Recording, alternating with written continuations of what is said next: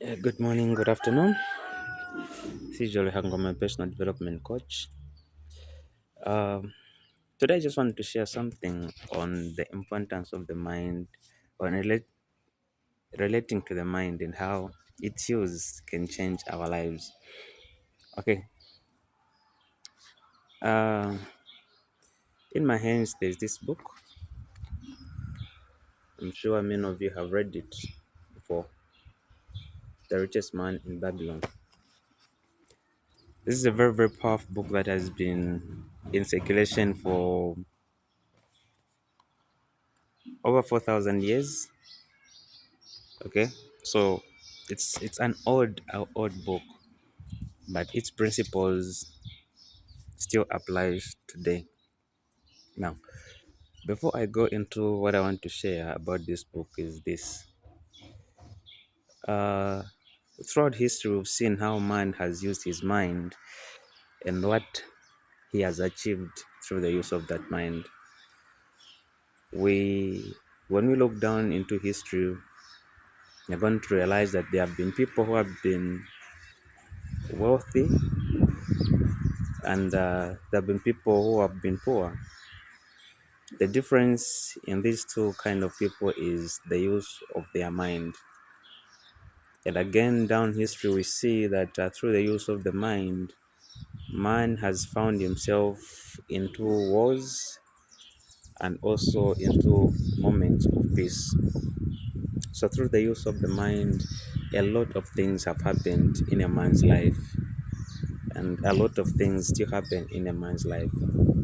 Now, what is interesting about this book is that it opens with the description of Babylon, how Babylon was, the geographic location of Babylon was.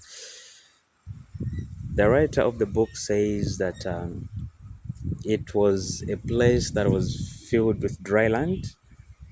It was a desert place, but it had only a few, rather two things that the writer actually puts across that were very, very important, that made this place to be transformed from a bare land into the great nation of Babylon that it was.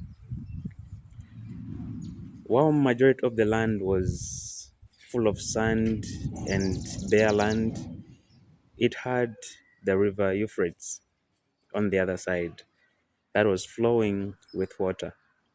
Secondly, the soils of this place were fertile. And it is out of these two things that the people of Babylon actually got themselves the wealthy that they got. Okay, so they realized that it is through the prudent use of this water and the utilization of the fertile soils that they can be able to actually change the trajectory or change the environment around them. What was driving them? It is the use of the mind. So they looked around and they said, this is the place that we have. And because we're here, we can transform this place to the place that we want it to be. They thought of a better place. They thought of a place that was in their minds, and they thought of how they can make it a reality. Similarly, in our lives today, all of us have got wishes. We see people saying, I wish I could be living this kind of life. I wish I could be seated in my home house, watching big screen, having the life that I just desire, cars on the outside, have everything that I need, and just live a simple life and cool life. In the mind, we wish for those things. Now we see that there's a difference between a wish and a desire. And this is what we find in the minds of the men that built the great cities of Babylon.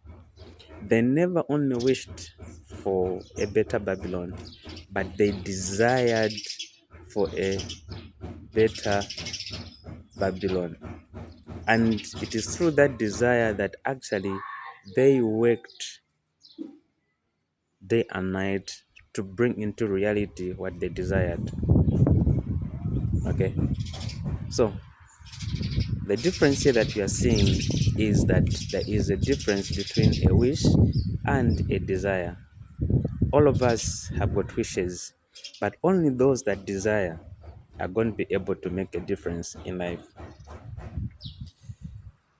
Napoleon Hill, in his book um, Think and Grow Rich, he also puts desire as one of the main things that one should have in order to have a great life, or in order for someone to have the riches that he wishes. He says the desire should be very big and should be a burning desire. It should burn inside you that even when you are sleeping, you should be thinking of the change that you want to achieve and to attain.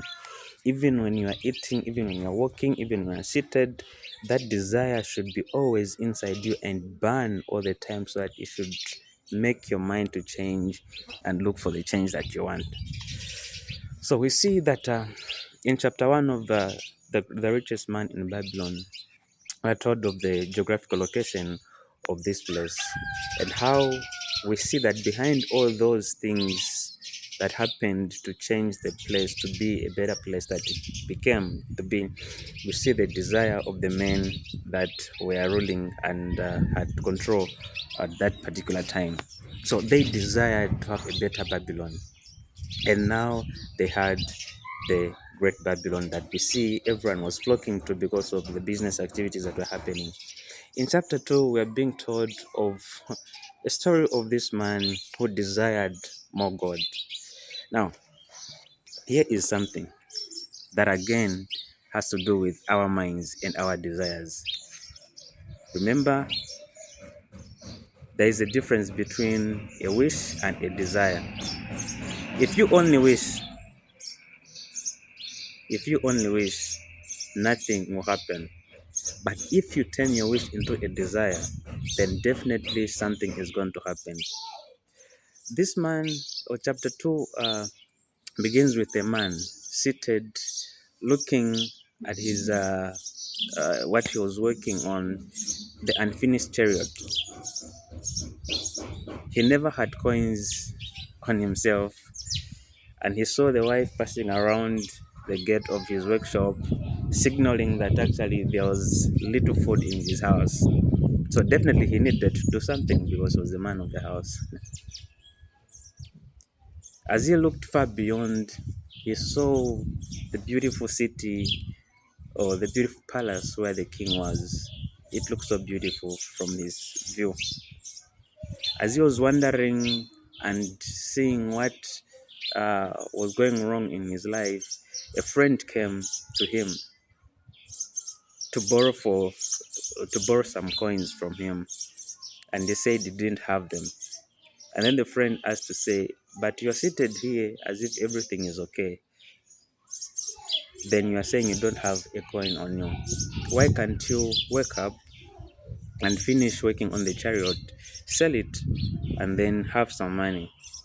Okay, so as the conversation goes on, we see that these people, the two of them, actually desired to have more, and they asked for them. They asked why it seemed like they were missing things. Yeah, life was something was missing in their life. So they had this friend who became rich. By then, they never became rich. And then they desired to go and ask what really happened and what really changed this man to become the richest man in Babylon. Because when this man became rich, he moved to a better place. He was invited on high tables to talk with kings and men of influence. So, what we are getting here is that if we also desire to change, we can actually get the change that we wish for and the change that we desire. All we need is to have that burning desire in our minds to seek for that change. If only you can turn your wish into a desire, then you will be able to see change and to move with change. Now, everything, desire, faith, perseverance, everything, they all start with the mind. It is only when you realize that there's something that is wrong in your life and you desire to change that uh, wrong thing, that's when you'll be able to see change. That's when you'll be able to actually notice the desire for change, and that's when you'll be able to find ways of changing that thing. As long as things are just okay in your life, as long as you feel things are okay, then nothing is going to happen. You only wish and wish and wish and wish and wish and wish. So if we want to become rich, if we want to become better version of ourselves in whatever area of our lives, if you want to become the best employee in our workplace, it all starts with the mind. What is it that we think of ourselves? What is it that we tell ourselves we are? Are we someone whom, if we walk out of the door, no one will even notice that we've left the room? Will our presence be appreciated, or will our absence be appreciated when we are absent? Will people say, if this person was here, then he would have done a great thing? Or will people not even notice your absence even when you leave the room?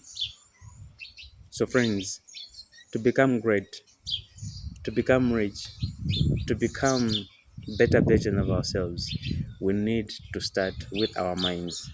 And that's why it is very important that we work on changing ourselves by changing the beliefs that we have, by changing what we tell ourselves we are. It's very important to start working on our mind, because it is only when we work on our mind that we begin to change. People are reading The Richest Man in Babylon because that man, he desired to change, and because he changed, he desired riches, and because he desired the riches, he began to understand ways of acquiring those riches. And today we are all reading of him. Now, if we all just read and never do anything, then we'll continue reading and reading and reading and reading. It is a call to each and every one of us who desires to make a change in our lives, that we should be people who are going to not only wish but desire for greater things, desire for better things, and desire to change. Change cannot only happen if we think of it. Change can happen when we attach action to it. Think and then do that which you think. So you and I have got a chance each day to make better choices in our lives. You and I have got better chance every day to live a better life. All we need to do is to have the desire and move in faith, and also be disciplined, because discipline is part of change. Discipline and consistency, you need these things along the way. So I don't know about you, but for me, I desire to change. I desire to become great. I desire to become better each and every day. And that's why I always invest myself into thinking positively and into doing things differently and positively. Use your energy to create. Choose positivity today. Today is your chance to desire for greater things. Today is your chance to do better and think better.